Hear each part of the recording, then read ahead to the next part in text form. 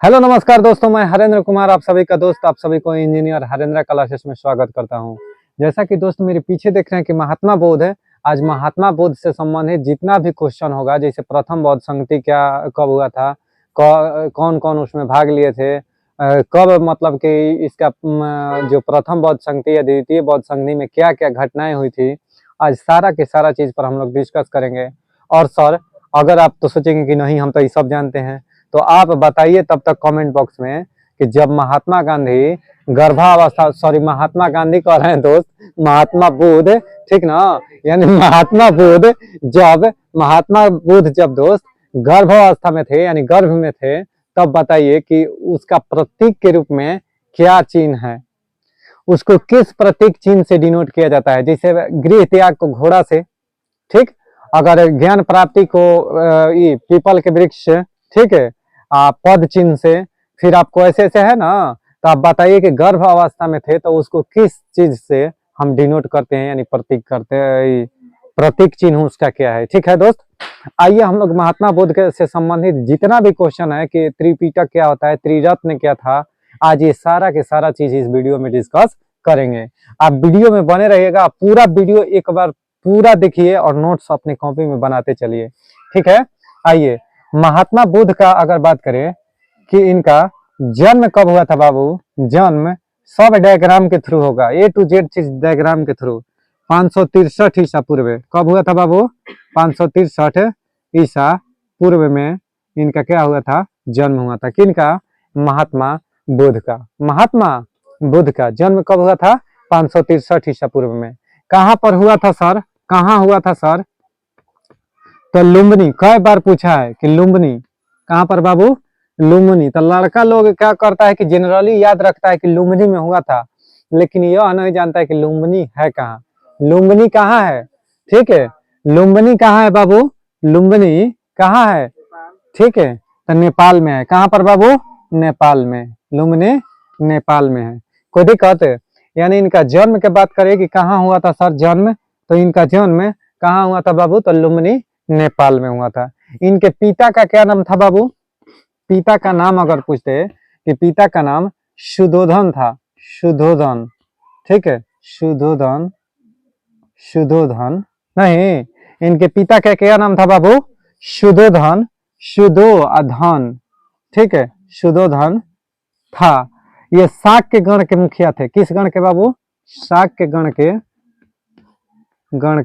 मुखिया थे, मुखिया थे, मुखिया थे। तो अब सर आपसे पूछता है कि महात्मा गांधी किस कुल के थे। क्वेश्चन आता है कि महात्मा बुद्ध, महात्मा गांधी बोला जा रहा है, ठीक है ना दोस्त, सॉरी इसको आप समझिएगा, यानी महात्मा बुद्ध जो थे वह किस कुल के थे, यह किस कुल के थे। तो महात्मा बुद्ध जो थे ना वह किस कुल के थे बाबू, तो ध्यान से देखना, महात्मा बुद्ध के कुल का अगर नाम पूछे ना तो यह शाक्य कुल। कौन सा था इनका कुल, शाक्य गण था, यानी शाक्य कुल था। कौन था, शाक्य कुल। कोई दिक्कत है, चलिए दोस्त, अगर इनके माता का नाम पूछे ना दोस्त, तो इनकी दो मम्मी थी।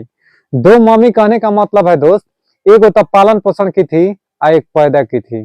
कहने का मतलब है कि एक जिनके गर्भ से पैदा हुए थे और एक जो इनको पालन पोषण की थी। तो जो जिनसे पैदा हुए थे ना, यानी कहने का मतलब बाबू माता, माता में ले लीजिए दो, एक तो गर्भ से जिनके पैदा हुए थे, यानी इनके ओरिजिनल अगर माँ कहें कि गर्भ से जिसके पैदा हुए वह थे महादेवी। कौन सी थे बाबू, उनका नाम क्या था बाबू, तो उनका नाम के बात करें तो महामाया देवी, महामाया, महामाया, ठीक है, महामाया देवी थे, देवी थी, ठीक है, माता का नाम। दूसरी जो पालन पोषण की, जैसे जिनके गर्भ से जन्म लिए वो हो गई महामाया देवी, ठीक है। अब पालन पोषण किसने की थी, पालन पोषण, पालन पोषण तो किसने बाबू, महर्षि गौतमी ने। किसने बाबू, महर्षि गौतमी ने। तो गौतमी इनका पालन पोषण करेगा ना, तो गौतमी विमाता ने, ठीक है, प्रजापति गौतमी लिख लो ना, प्रजापति गौतमी, कोई दिक्कत है, प्रजापति गौतमी। समझ में आया क्या? सारा चीज डायग्राम के साथ बिल्कुल पढ़िए। और क्या है सर? तो अगर इनकी मृत्यु की बात करें, मृत्यु की बात करें तो मृत्यु कब हुआ था? तो 483 ईसा पूर्व। कब बाबू? 483 ईसा पूर्व। अब लड़का जो है ना कंफ्यूजन रहता है किसमें सर? तो हमेशा कंफ्यूजन रहता है कि सर जैन यानी महावीर के जन्म और महात्मा बुद्ध के जन्म में हमेशा कंफ्यूजन में रहता है। तो देखिए जितना ऑड से आएगा ना दोस्त, यानी विषम संख्या वाला, तो समझ जाइएगा कि कौन है? महात्मा बुद्ध है। और जितना इवन वाला आएगा यानी 540 और 468 ईसा पूर्व वाला आएगा तो समझ जाएगा कि वो क्या है? महावीर वाला। समझ में आ गया ना? इतना नोट डाउन कर लीजिए। चलिए दोस्त, आज हम बताने जा रहे हैं आपको कौन सा?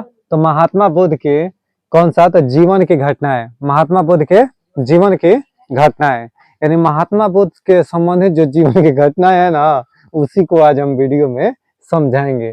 देखिए इधर हो गया दोस्त घटना, और घटना थोड़ा सा सट गया है तो इसलिए हम थोड़ा सा इसको ऊपर कर दे रहे हैं। घटना को ऊपर लिख रहा हूँ। ये कौन कौन सा घटना हुआ था और उसको किस प्रतीक चिन्ह से सूचित किया गया है। समझ में आ रहा है ना? यानी जैसे महात्मा बुद्ध का देखिएगा ध्यान से, महात्मा जो बुद्ध है ना बाबू, उनका 1 से लेकर 7 तक है, नीचे नहीं दिखाई देने के कारण हम ऊपर में मृत्यु लिख दिए हैं। तो कृपया करके आप अपने जब शॉर्ट नोट्स बनाए या कॉपी पर नोट्स बनाए तो कृपया करके क्या करें कि 1 से 7 तक नोट कर ले और तब जाकर 8वां यानी मृत्यु को नोट डाउन कीजिएगा। समझ में आ रहा है ना दोस्त? अच्छा सर, देखिए गर्भ को, यह हमेशा अभी दरोगा में क्वेश्चन पूछा हुआ था, ध्यान से सुनिएगा कि महात्मा गांधी के गर्भ अवस्था में जब थे तो उसका प्रतीक चिन्ह क्या था बाबू? तो हाथी। क्या था? हाथी। हाथी को देखकर क्या ख्याल आया? प्रोजेक्ट एलिफेंट कब भारत में प्रारंभ हुआ था? 1992 में। कब? 1992 में। मैती आंदोलन कब? 1992 में। 1992 में। मैती आंदोलन कब शुरू हुआ था ना? रावत थे इनका, कोई रावत थे मैती आंदोलन के। इसी में क्या होता था ना कि जूता चुराई में साली जो थी ना, जीजा के द्वारा, जीजा जी, ठीक है, तो जीजा जी के द्वारा क्या किया जाता था कि एक पौधा लगाया जाता था, यानी ससुराल में। ससुराल में मतलब समझ रहे हैं ना? पहुना के ससुरारी लेकिन लड़किया के नैहर में। बात समझ में आ रहा है ना? वहीं पर एगो पेड़ लगा दिया जाता था। ठीक, तो ये था मैती आंदोलन। कोई बात नहीं, आइए झकझोर के इधर देखिए। गर्भ की बात करें तो हाथी। गर्भ में किसका प्रतीक था बाबू? हाथी का। अच्छा सर, हाथी सबका साथी। आइए तो जन्म का अगर बात करें तो कमल। जन्म के कमल, यानी जन्म का प्रतीक चिन्ह क्या था? कमल था। अच्छा सर, यौवन यानी जब जवान हुए थे तो सांड। क्या हुआ था? सांड। उनका प्रतीक चिन्ह क्या था? सांड। नहीं आदमी कहता है कि सांड हो गया है क्या? ठीक है, तो सांड के मतलब समझ रहे हैं ना? जवान हो गया, यानी यौवन अवस्था यानी जवान। अच्छा, गृह त्याग। गृह त्याग कहने का मतलब बाबू महाभिनिष्क्रमण। गृह त्याग को किस नाम से जानते हैं? महाभिनिष्क्रमण। और इसका प्रतीक चिन्ह घोड़ा। प्रतीक चिन्ह घोड़ा, यानी ढिकचिक ढिकचिक घोड़े से ना आदमी भागेगा। यानी गृह जब त्याग किए महात्मा बुद्ध तो उसका प्रतीक चिन्ह क्या दिखाया गया बाबू? घोड़ा। क्या चीज? घोड़ा। कोई दिक्कत? गृह त्याग को कहा गया महाभिनिष्क्रमण। क्या कहा गया? महाभिनिष्क्रमण। कोई दिक्कत? घर छोके भगवान था। ज्ञान प्राप्ति को पीपल वृक्ष, बोधि वृक्ष कहते हैं उसी को। पीपल के वृक्ष जो है ना, जो कि बोध गया में प्राप्ति हुआ था। कौन सा? जिरिंभिक नदी। कौन सा? जिरिंभिक नदी। कुछ याद आ रहा है? निरंजना नदी जो है ना, फाल्गु नदी को ही निरंजना नदी के नाम से जानते हैं। महावीर के जन्म ज्ञान की प्राप्ति किस नदी के किनारे? जिरिंभिक नदी के किनारे हुआ था। ठीक है, तो इनका जो फाल्गु नदी या कहिए फाल्गु नदी को ही किस नाम से जानते हैं? निरंजना नदी के नाम से जाना जाता है, जो कि गया में है। तो बुद्ध गया में इनको ज्ञान की प्राप्ति हुआ था किस वृक्ष के नीचे बाबू? तो पीपल वृक्ष के नीचे। अगला है कि प्रथम उपदेश। प्रथम उपदेश दिए थे ना, कहाँ पर? सारनाथ में। कहाँ पर? सर्वाधिक श्रावस्ती। स से सारनाथ, प्रथम सारनाथ, स से श्रावस्ती, सबसे अधिकामा श्रावस्ती में। कोई दिक्कत? मुंह घुमाने से हो जाएगा? नहीं। तो आइए, तो प्रथम उपदेश कौन है? धर्म चक्र प्रवर्तन। इसका प्रतीक चिन्ह की बात करें ना तो कौन सा था? चक्र। कौन सा था बाबू? चक्र। यानी चक्र जो था ना महात्मा बुद्ध के प्रतीक चिन्ह था किसका बाबू, तो प्रथम उपदेश का। प्रथम और कहा गया कि धर्म चक्र प्रवर्तन क्या कहा गया, धर्म चक्र प्रवर्तन। कोई दिक्कत है? अब देखिए निर्वाण बाबू, निर्वाण कहने का मतलब समझ रहे हो, पद चिन्ह। निर्वाण कहने का मतलब है इसका प्रतीक चिन्ह पद चिन्ह, यानी निर्वाण माने उनका जब क्या हो गया, थोड़ा सा मृत्यु हो जाता है ना, तो मृत्यु में को ही निर्वाण कहा जाता है। नहीं आए घोड़ा से थोड़ा सा नहीं बाबू, कहने का मतलब है, ध्यान से सुनना, ठीक है। निर्वाण कहने का मतलब बाबू कि जब उनका मृत्यु हो गया ना, तो महापरिनिर्वाण कहा जाता है उसी को, ठीक है। मृत्यु को किस नाम से जानते हैं, महापरिनिर्वाण। तो उसको पद चिन्ह से दर्शाया जाता है, किससे, पद चिन्ह से। आज जो मृत्यु कहने का मतलब कि जिस जो बन गया ना उनके मृत्यु, यानी जहां पर उनका मृत्यु हुआ और वहां पर जहां पर दफनाया गया ना, उसके समाधि स्थल के ऊपर जो स्तूप बनता है, मृत्यु का प्रतीक चिन्ह क्या है, स्तूप। क्या हो गया, स्तूप। क्या चीज है, क्या हो गया बाबू, स्तूप। उसको क्या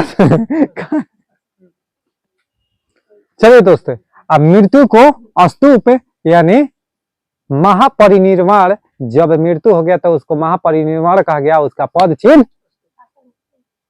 स्तूप नहीं, उसका प्रतीक चिन्ह पद चिन्ह था। कोई दिक्कत है? आज जहां पर मृत्यु होने के बाद दफनाया गया था ना, उसके ऊपर जो बिल्डिंग बनाया गया था उसको स्तूप कहते हैं। क्या चीज? और वो भी मृत्यु का ही प्रतीक है। समझ में आ गया? तो ठीक है दोस्त, आगे भी कंटिन्यू रहिए। चलिए दोस्त, हम लोग बढ़ते हैं बौद्ध धर्म के त्रिरत्न की ओर। कि बौद्ध धर्म में देखिए, ये हमेशा पूछता है कि निम्नलिखित में से कौन सा बौद्ध धर्म के त्रिरत्न का अंग है या नहीं है।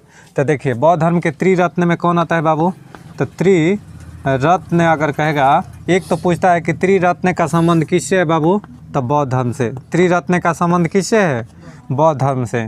तो देखिए त्रिरत्न में अगर कहेगा कि कौन है, तो बुद्ध, बुद्ध धम्म और संघ, ये त्रिरत्न है। ध्यान से सुनिएगा, बौद्ध धर्म के त्रिरत्न कौन कौन सा है, तो बुद्ध, धम्म और संघ। समझ में आ रहा है ना?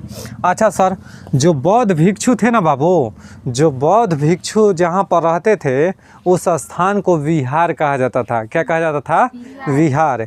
यानी बौद्ध भिक्षुओं के निवास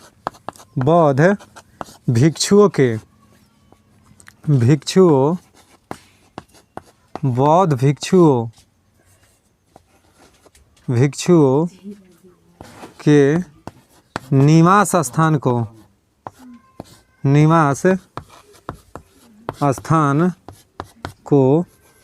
विहार कहा जाता था। विहार कहा जाता था। बौद्ध भिक्षुओं के निवास स्थान को विहार कहा जाता था, तथा उसके पूजा स्थल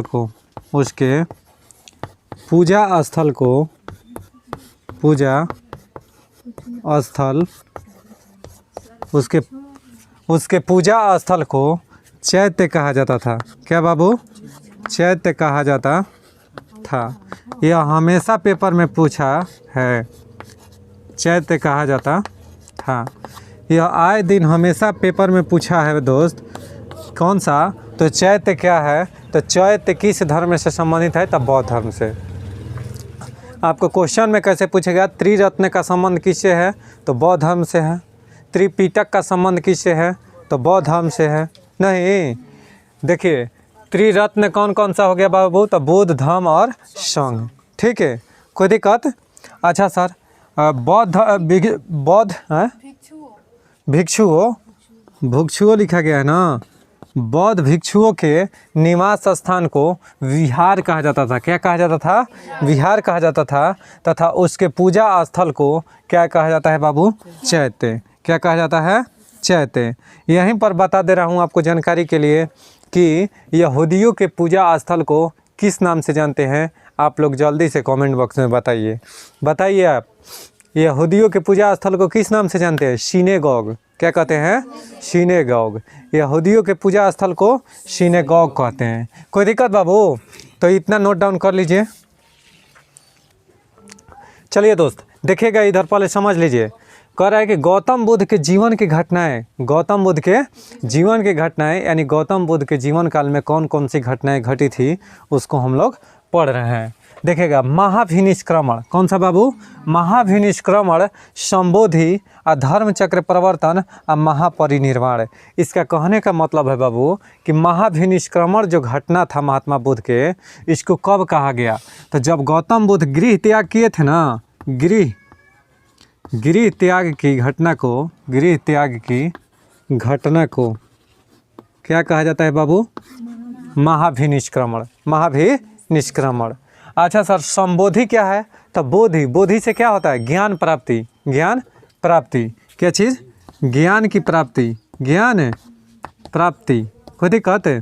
तो ज्ञान प्राप्ति की अगर बात करें बाबू कि ज्ञान प्राप्ति किस में, तो उसको संबोधि, यानी गौतम बुद्ध के ज्ञान प्राप्ति को किस नाम से जानते हैं? संबोधि के नाम से। ज्ञान की प्राप्ति कहाँ हुआ था बाबू? तो बोधि वृक्ष, यानी कहने का मतलब है कि पीपल वृक्ष के नीचे बोध गया में, बोध है गया में ना। गौतम बुद्ध को ज्ञान की प्राप्ति किस नदी के किनारे हुआ था?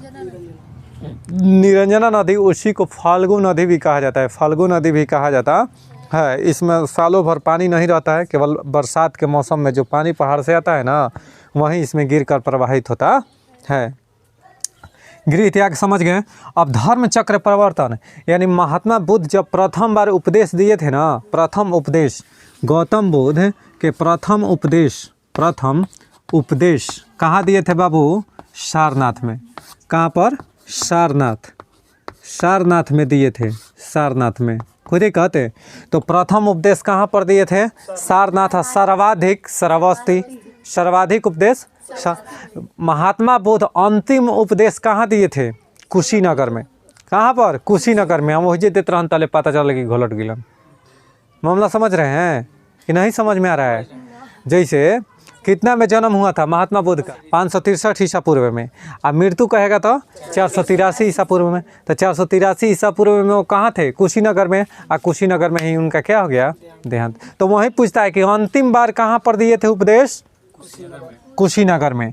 तो प्रथम उपदेश कहाँ दिए थे? सारनाथ में। सर्वाधिक कहाँ? तो श्रावस्ती। सर्वाधिक उपदेश, तो वहीं जो प्रथम उपदेश दिए थे ना बाबू, उसको धर्म चक्र प्रवर्तन के नाम से जाना जाता है। धर्म चक्र प्रवर्तन के नाम से जाना जाता है। अब सर महापरिनिर्वाण, उनके मृत्यु को काके? मृत्यु यानी कि निर्वाण, निर्वाण जब हुआ ना तो उसको कहा गया बाबू निर्वाण। इसको क्या कहा गया कि महापरिनिर्वाण। क्या कहा गया?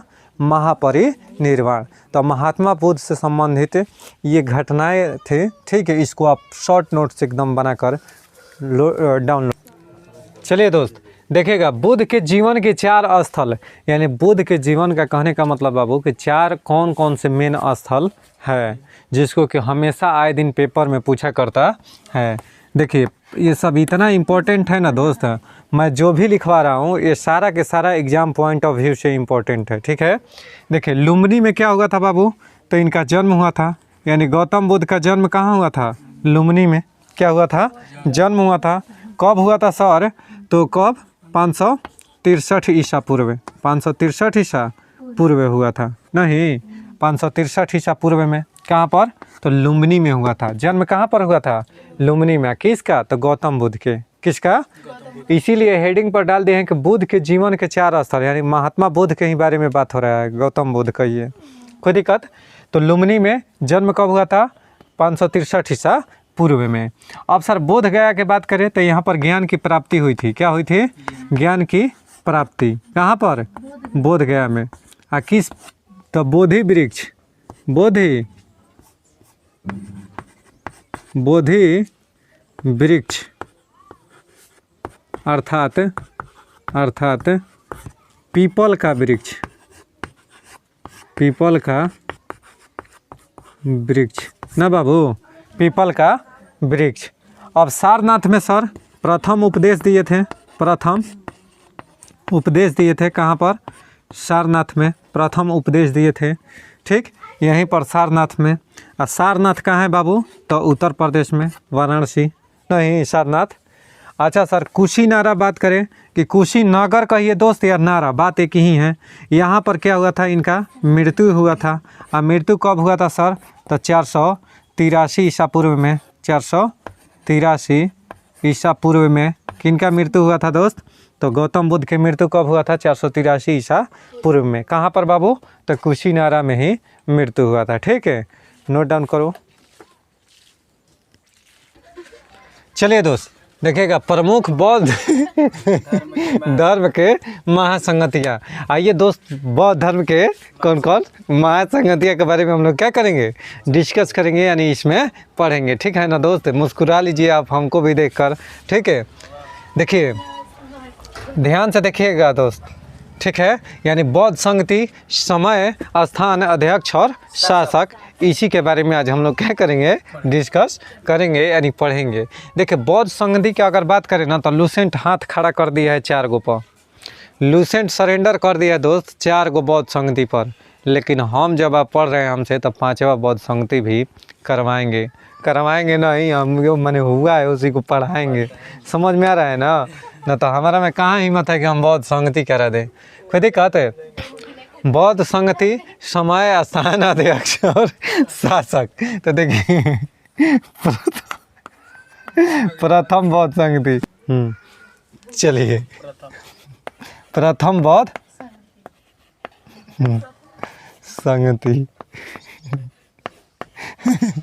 तो कब हुआ था बाबू, 483 ईसा पूर्व। 483 ईसा पूर्व, कोई दिक्कत है, 483 ईसा पूर्व।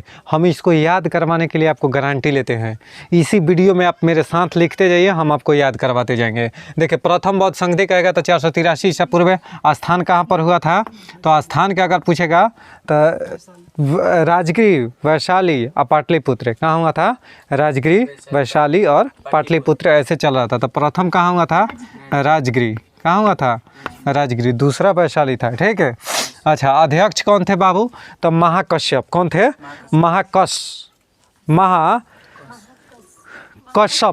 महाकश्यप थे ना, महाकश्यप। ठीक है, कश्यप। अच्छा शासन काल, अजात शत्रु। किसके शासन काल में हुआ था बाबू, शासक कौन थे, तो अजात शत्रु। अजात शत्रु का अर्थ क्या होता है, शत्रु का भी विनाशक। अजात शत्रु का अर्थ क्या होता है, शत्रु का को कहते हैं। यानी प्रथम बौद्ध संगति कब हुआ था, 483 ईसा पूर्व। राजगिरी, महाकश्यप और अजात शत्रु थे। ठीक, अच्छा द्वितीय बौद्ध संगति सर, द्वितीय के बात करें कि द्वितीय बौद्ध संगति कब हुई थी, तो द्वितीय बौद्ध संगति 383 ईसा पूर्व। 383 ईसा पूर्व, कोई दिक्कत है। आइए देखिए वैशाली में हुआ था। कहाँ पर बाबू, वैशाली में। अब वैशाली कहाँ है बाबू, तो बिहार में। इसके समय अगर अध्यक्ष कहेगा कि कौन थे, तो सबक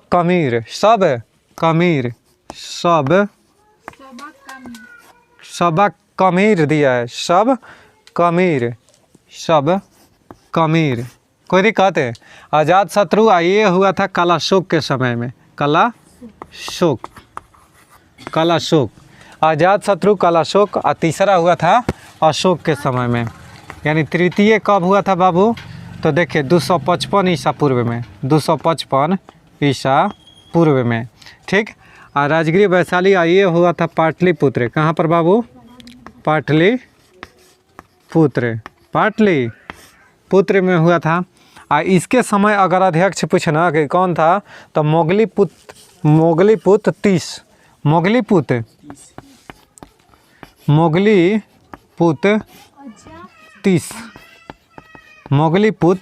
30 थे। यानी तृतीय बौद्ध संगति 255 ईसा पूर्व पाटलिपुत्र में मोगलीपुत्र 30 इसके कौन थे, अध्यक्ष थे। और किसके शासनकाल में बाबू, तो अशोक के समय में। किसके समय में, अशोक के समय में यह हुआ था। अगर बात करें कि चतुर्थ बौद्ध संगति कब हुआ था बाबू, तो 72 ईस्वी में हुआ था। 72 ईस्वी में। ठीक, अब सर 72 ईस्वी में यह कहाँ हुआ था, तो देखिए राजगिरी, वैशाली और पाटलिपुत्र। अगला पूछे कि कहाँ हुआ था, तो कुंडलवन, कश्मीर में। कहाँ पर, कुंडलवन, अरे जम्मू कश्मीर को बाबू कश्मीर कहते हैं, जम्मू कश्मीर, जम्मू कश्मीर। अच्छा सर, इसके अध्यक्ष अगर पूछेगा तो कौन थे? वसुमित्र। कौन थे? वसुमित्र अध्यक्ष थे, ठीक है, वसुमित्र। कोई दिक्कत? वसुमित्र अध्यक्ष थे। अच्छा, चतुर्थ बौद्ध संगति किसके समय में बाबू? तो अजातशत्रु, कालाशोक, अशोक और कनिष्क। किसके समय में? कनिष्क के समय में चतुर्थ बौद्ध संगति हुआ था। किसके समय में? कनिष्क के समय में। कोई दिक्कत है? अब देखिए पंचम बौद्ध संगति यानी पांचवी बौद्ध संगति किसके समय में हुआ था बाबू? तो ये हुआ था, जल्दी से बताइए, कनौज में। कहाँ पर? कनौज में। हर्षवर्धन के नाम सुनी है क्या? हर्षवर्धन के क्या हुआ था कि शासन काल में हुआ था। ह्वेनसांग अध्यक्ष थे इसके। कौन अध्यक्ष थे? ह्वेनसांग। तो कब हुआ था बाबू? 7वीं शताब्दी में, 7वीं सदी में, 7वीं सदी में, 7वीं सदी में बबुआ हुआ था। अगर पूछे कि किस स्थान पर हुआ था तो यह हुआ था कनौज। कनौज कहाँ है बाबू? कनौज पूछेगा कि कहाँ है तो उत्तर प्रदेश में। कहाँ पर? उत्तर प्रदेश में। कनौज कहाँ है? कनौज यूपी में। यूपी में यह स्थान पर, किस स्थान पर? तो कनौज में हुआ था। अच्छा सर, इसके अध्यक्ष कौन थे? तो हर्षवर्धन। कौन थे? हर्षवर्धन। हर्षवर्धन इसके अध्यक्ष थे। किसके शासनकाल में? तो ह्वेनसांग के शासनकाल में। ह्वेनसांग के शासनकाल में हर्षवर्धन आया था ना बाबू। इतना याद रखना कि हर्षवर्धन किसके शासनकाल में आया था? ह्वेनसांग के शासनकाल में। ह्वेनसांग के शासनकाल में आया ना तो हर्षवर्धन ने पांचवी बौद्ध संगति का आयोजन 7वीं सदी में किया था। कहाँ पर? कनौज में। कनौज कहाँ है बाबू? उत्तर प्रदेश में। यहीं पर हर्षवर्धन उसका अध्यक्ष हुआ और ह्वेनसांग के शासनकाल में। तो ध्यान दीजिएगा दोस्त, ये तो लिख लिए। हेलो, ठीक है, हेलो पियर फराक, इधर देखो। कोई दिक्कत है? देखो बाबू, अगर कहे कि प्रमुख बौद्ध संगति कहाँ कहाँ हुआ था, प्रमुख बौद्ध संगति कहाँ कहाँ हुआ था, एक बार मेरे साथ देख लीजिए, याद हो जाएगा पूरा के पूरा। देखिए, पहला कब हुआ था? 483 ईसा पूर्व। दूसरा 383, दूसरा हो गया 383, और तीसरा हो गया 255 ईसा पूर्व में। चौथा हो गया 72 ईस्वी में। 72 ईस्वी में, ठीक है। अगर ईस्वी में लूसेंट पे क्या दिया है कि ईस्वी के प्रथम शताब्दी में, ईस्वी के प्रथम शताब्दी में वहीं हो गया। कब? तो 71 ईस्वी में। 72 ईस्वी में। कब? 72 ईस्वी में। अगर पांचवी बौद्ध संगति की बात करें तो 7वीं सदी में। 7वीं सदी में। कोई दिक्कत? याद हो गया ना ये वाला? अब सुनिएगा, प्रथम ये टाइम याद हो गया। अब देखिए स्थान, राजगिरी प्रथम हुआ था, उसके बाद में दूसरा वैशाली में हुआ था, तीसरा पाटलिपुत्र में, और चौथा कुंडलवन कश्मीर में। चौथा कुंडलवन, और पांचवा कहेगा था कनौज में। कनौज कहाँ है बाबू? उत्तर प्रदेश में। कनौज कहाँ है? उत्तर प्रदेश में। अब अध्यक्ष पर आते हैं। पहला के अध्यक्ष कौन थे? महाकश्यप। पहला के अध्यक्ष महाकश्यप, और दूसरा के अध्यक्ष कहे तो सबकमीर। देखिए महाकश्यप, कश्यप, ठीक है, कश्यप हो गया है क्या?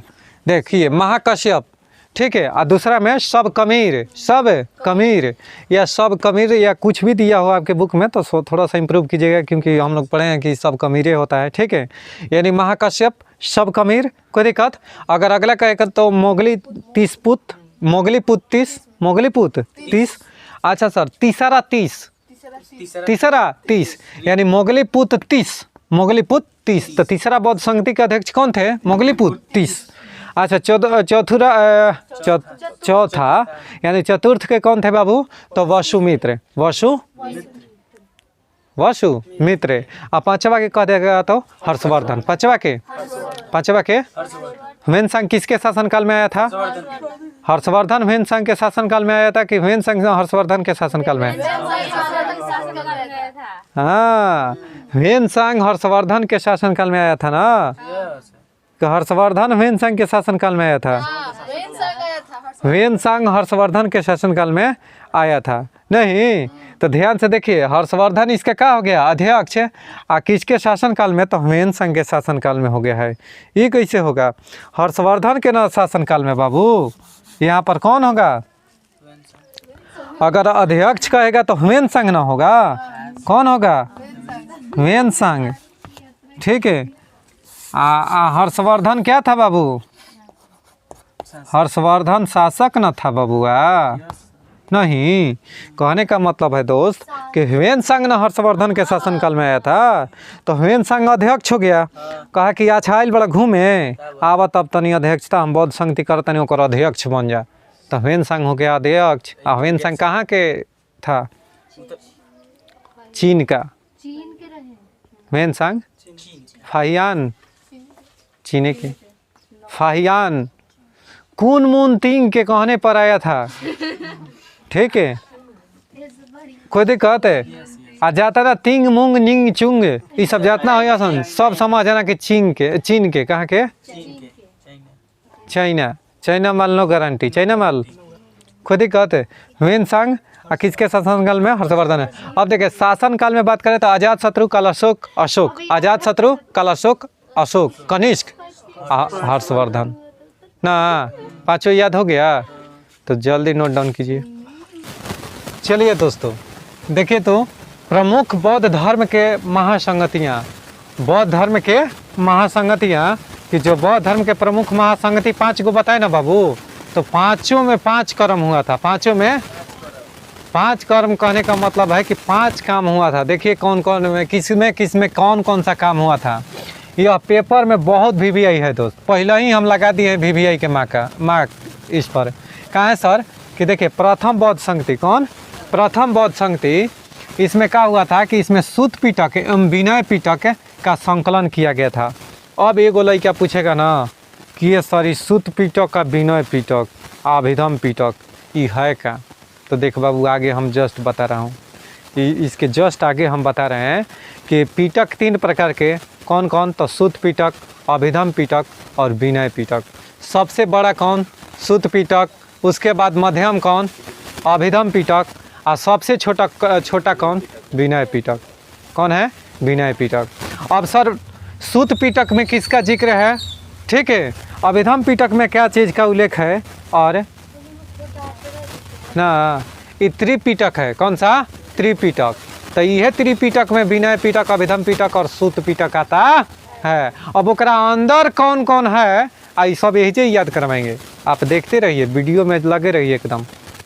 देखिए प्रथम बौद्ध संगति में कहेगा ना तो इसमें सूत पिटक और विनय पिटक, ध्यान से देखिएगा, सूत और विनय यानी बड़का और छोटका भैया के काना में जन्म हो गया?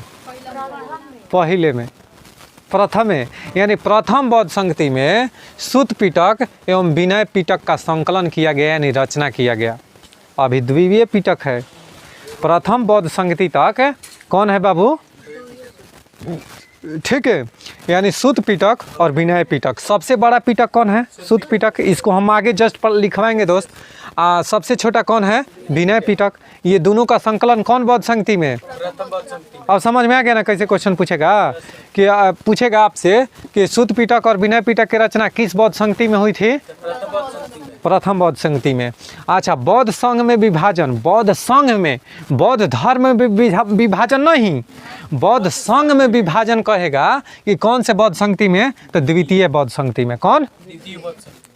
द्वितीय बौद्ध संगति में। अच्छा सर, स्थावीर और महासंघिका, महासंघिक, स्थावीर और महासंघिक 2 पार्ट में हुआ। किस में? 2 पार्ट में। कौन कौन? स्थावीर और महासंघिक 2 भाग में बट गया। बौद्ध संघ, बौद्ध संघ। कोई दिक्कत? अच्छा जी, अब देखिए तृतीय बौद्ध संगति में तुरंत पूछ रहे हैं। ठीक है, तृतीय बौद्ध संगति में अभिधम पिटक का संकलन जोड़ा गया। तृतीय बौद्ध संगति में क्या जोड़ा गया? अभिधम पिटक को जोड़ा गया। तृतीय बौद्ध संगति में अभिधम पिटक को जोड़ा गया। देखिए विनय पिटक और सूत पिटक प्रथम बौद्ध संगति में। दूसरा बौद्ध संगति में क्या हुआ? बौद्ध संघ का विभाजन हुआ। बौद्ध संघ का विभाजन हुआ। और किस किस में? तो स्थावीर और महासंघिक, 2 भाग में। तीसरा में क्या हुआ? तीसरा में अभिधम पिटक जो कि मध्यम पिटक है। सबसे बड़ा कौन? सूत पिटक। और मिडिल वाला बीच वाला कौन? अभिधम पिटक। तो अभिधम पिटक का संकलन या रचना कौन से बौद्ध संगति में बाबू? तृतीय बौद्ध संगति। तृतीय। अब समझ में आ गया ना ये चीज क्या है? ये चीज क्या है समझ में आ गया ना? अब देखो चतुर्थ बौद्ध संगति में क्या होगा? तो बौद्ध धर्म का विभाजन हो गया। बौद्ध धर्म का हीनयान और महायान, हीनयान और बौद्ध धर्म का इसमें विभाजन हो रहा है। जबकि द्वितीय बौद्ध संगति में बौद्ध संघ का विभाजन हो रहा है। तो बौद्ध धर्म का विभाजन 2 भाग में। महायान और हीनयान, महायान और हीनयान में कोई डाउट है? अच्छा सर, पांचवी बौद्ध संगति की बात करें तो इसमें महायान मत की श्रेष्ठता साबित हुई। यानी महायान जो थे ना, उसमें क्या हुआ था कि इसमें महायान मत की श्रेष्ठता सिद्ध हुई कि यह महायान जो है वह श्रेष्ठ है। क्या है? श्रेष्ठ है। अब समझ में आ गया ना पांचों बौद्ध संगति? तो बताइए एक बार अपने दिल पर हाथ रख कर दोस्त, एकदम कॉपी बंद कर लीजिए, बोलिएगा मेरे साथ। प्रथम बौद्ध संगति में क्या हुआ? तो प्रथम बौद्ध संगति में सूत पिटक और विनय पिटक के संकलन हुआ या रचना हुआ। दूसरा में क्या हुआ? तो दूसरा में बौद्ध संघ का विभाजन हुआ दो भाग में, अस्थावीर और महासांघिक, अस्थावीर और महासांघिक। अच्छा, तृतीय में क्या हुआ सर? तो अभिधम पिटक का रचना हुआ, अभिधम पिटक का संकलन हुआ। किसमें? तृतीय में। चतुर्थ में सर क्या हुआ? तो चतुर्थ में बौद्ध धर्म का विभाजन, बौद्ध धर्म का विभाजन हीनयान और महायान में, हीनयान और महायान में। पांचवा में क्या हुआ सर? तो महायान धर्म की श्रेष्ठता सिद्ध हुई। कोई दिक्कत है? कोई डाउट है? याद हुआ कि नहीं? तो प्रेम से बोलिए, बोला रामचंद्र की जय जय। आगे देखिए, चलिए दोस्त देखिए, त्रिपिटक। कौन बाबू? त्रिपिटक। त्रिपिटक का संबंध किससे है? तो बौद्ध धर्म से। जीभ ना चलाइए, त्रिपिटक का संबंध बौद्ध धर्म से। तो पूछेगा डायरेक्ट कि त्रिपिटक का संबंध किससे है? तो बौद्ध धर्म से ही। तो ऐसा ही तुम लोग सब धो देगा, सब लव डव से धो देगा तुम लोग। बौद्ध धर्म से, बौद्ध धर्म से संबंधित है। कोई दिक्कत है? त्रिपिटक किससे संबंधित है बाबू? तो बौद्ध धर्म से। कोई दिक्कत? अब देखिए, त्रिपिटक में कौन है बाबू? तो विनय पिटक, अभिधम पिटक और सूत पिटक। यानी विनय पिटक, अभिधम पिटक, सूत पिटक। इसको याद कैसे करेंगे दोस्त? ओए कैमरा मास्टर ध्यान से देखना। इसको याद करने के लिए त्रिपिटक याद कैसे करेंगे? ध्यान से देखना, विनय पिटक, अभिधम पिटक और सूत पिटक। ठीक है? अच्छा, विनय पिटक, अभिधम पिटक, सूत पिटक, तीन पिटक है ना दोस्त है। अब ध्यान से देखिए, याद करने का ट्रिक क्या है कि विनय अभिसूत, विनय अभिसूत। यानी विनय से हो गया विनय पिटक, अभि से हो गया अभिधम पिटक और सूत से हो गया सूत पिटक। सबसे बड़ा पिटक का है, तो सबसे बड़ा कौन है? सबसे बड़ा कौन है बाबू? तो सबसे बड़ा है सूत पिटक। उसके बाद मध्यम कौन है बाबू? मध्यम कौन है? तो अभिधम पिटक। और सबसे छोटा कौन है बाबू? सबसे छोटा कौन हुआ? तो विनय पिटक। यानी विनय पिटक सबसे छोटा पिटक है, सबसे बड़ा पिटक कौन है? सूत पिटक है। और मध्यम वाला कौन है बाबू? अभिधम पिटक। कोई दिक्कत है? तीनों पिटक क्या हो गया ना। इसका ट्रिक क्या है? तो विनय अभिसूत, विनय अभिसूत। कोई दिक्कत है? चलो चलिए दोस्त देखिए, त्रिपिटक है ना बाबू। त्रिपिटक में कौन कौन आता है? सूत पिटक, अभिधम पिटक और विनय पिटक। कौन कौन? सूत पिटक, अभिधम पिटक और विनय पिटक। तीन प्रकार के पिटक होता है, विनय अभिसूत। बता दिया मैं ट्रिक। अब देखिए, स्वरूप कहने का मतलब होता है बाबू बड़ा छोटा, ये सब स्वरूप, उसका आकार। अगर कहे कि सूत पिटक तो सबसे बड़ा पिटक कौन है बाबू?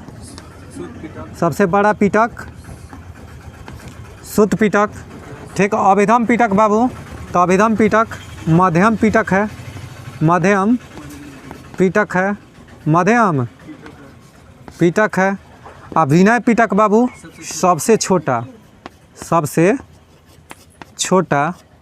सबसे छोटा पिटक कौन है बाबू? विनय पिटक। कोई दिक्कत है?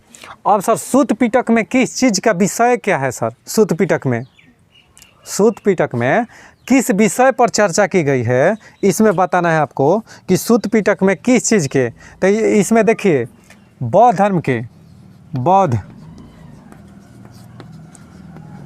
के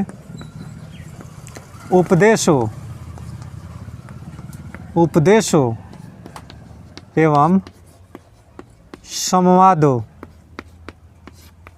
का संकलन किया गया है। यानी कहने का मतलब है बाबू कि बौद्ध धर्म के उपदेश जो होता है ना, उपदेश एवं संवादों का संकलन किस में किया गया है? सूत पिटक में। किस में? सूत पिटक में। अच्छा सर, अभिधम पिटक तो यह मध्यम पिटक है। और इसमें क्या है? तो बौद्ध धर्म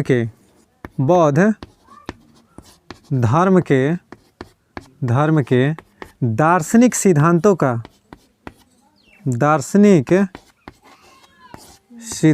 का सिद्धांतों का उल्लेख है, दार्शनिक सिद्धांतों का उल्लेख है। यानी बौद्ध धर्म के दार्शनिक सिद्धांत का उल्लेख किस पिटक में बाबू? अभिधम पिटक में। किस में? अभिधम पिटक में। ठीक है। अच्छा, अगर कहे कि विनय पिटक में सर, तो विनय मतलब क्या होता है? आचार, आचार विचार निषेध, नहीं नियम निषेध। तो इसमें बौद्ध धर्म के, इसमें बौद्ध भिक्षुओं, बौद्ध भिक्षुओं के लिए आचार विचार, आचार विचार, आचार विचार नियम, नियम निषेध, नियम निषेध का उल्लेख है, उल्लेख है। समझ में आया क्या? इसमें बौद्ध भिक्षुओं के लिए आचार विचार नियम एवं निषेध का उल्लेख है। किसमें बाबू? विनय पिटक में। किसमें? विनय पिटक में। विनय माने क्या होता है? एक रिस्पेक्टेड लड़का विनय है ना, ही आदमी कहता है एकदम विनय लड़का है। विनय माने सुशील है, नियम कानून को पालन करता है। नहीं, याद हो गया? शुद्ध पिटक में कहेगा तो उपदेशों और संवादों का संकलन है। जो भी संवाद माने क्या होता है? बात विचार, उपदेश दिया जाता है। नहीं, अच्छा सर, प्रवचन जिसको कहते हैं। अच्छा, दार्शनिक सिद्धांत, बौद्ध धर्म के दार्शनिक सिद्धांत का उल्लेख किस में है? अभिधम पिटक में। अब विनय पिटक तो बता ही दिए, तीनों पिटक को नोट डाउन कर लीजिए। ठीक है दोस्त, यहीं पर हम बौद्ध धर्म के जितना संबंधित महत्वपूर्ण तथ्य था, यहीं पर सारा के सारा चीज़ आपको बता दिए। हम यहीं पर वीडियो को समाप्त करते हैं और तब तक के लिए जय हिंद, जय भारत। मिलते हैं नेक्स्ट वीडियो में। अगर यह वीडियो आपको अच्छा लगे तो कृपया करके दोस्तों के पास शेयर, सब्सक्राइब और लाइक करना ना भूलें। ज़रूर एक शेयर कर दें, एक शेयर करने से ही हमको हौसला मिलता है। ठीक है दोस्त, एक लाइक बटन दबा दें। बहुत बहुत धन्यवाद।